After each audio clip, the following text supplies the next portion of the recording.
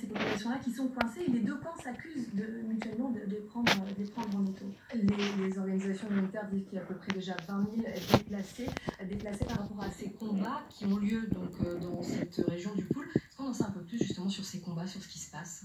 Alors, oui, 20 000 déplacés qui sont d'ailleurs abandonnés avec très très peu d'aide humanitaire, c'est aussi un problème.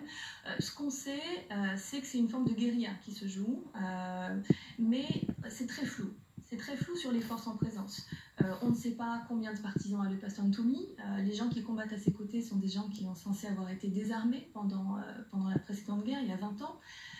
On ne sait pas non plus très bien ce qui se passe du côté des autorités. On sait qu'il y a différents corps d'armée, on sait qu'il y a l'armée régulière, on sait qu'il y a la garde républicaine. Parfois, certains témoins racontent que les uns ont l'air d'agir un peu à contresens des autres. Donc, on ne comprend pas très bien la stratégie, on ne comprend pas très bien l'enjeu de ce qui se déroule. Ce qu'on sait en revanche, c'est que les populations sur place sont véritablement prises en étau, fuient les villages par centaines, par milliers, racontent que leurs villages sont incendiés par les forces de sécurité. Et donc, ça pose beaucoup de questions. On ne comprend pas finalement qu'est-ce qui se joue réellement sur le terrain. On sait seulement que les populations en sont victimes.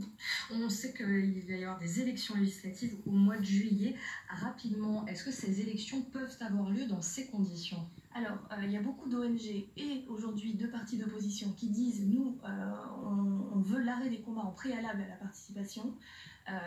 Clairement, ça ne sera pas possible de tenir les élections dans certains districts du Pool. Ce que disent les autorités, c'est dans ces cas-là, il y a une disposition qui prévoit que les députés en place seront reconduits. Et puis voilà, on ne va pas prendre le risque d'organiser des élections, mais on va admettre qu'elles ne peuvent pas se tenir.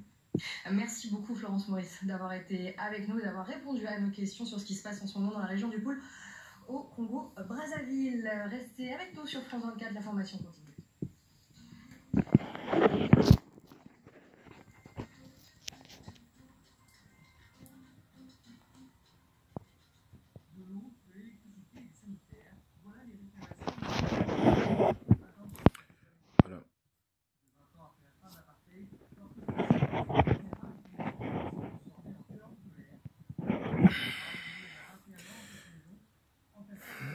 Je profite de faire passer un message encore ce matin.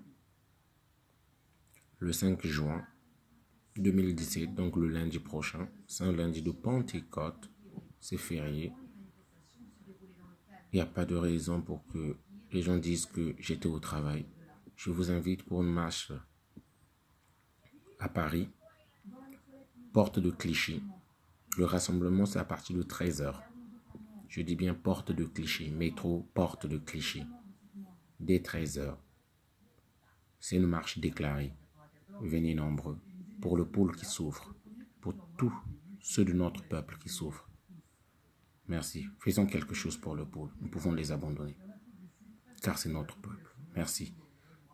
Bonne journée à tous. Venez nombreux. S'il vous plaît.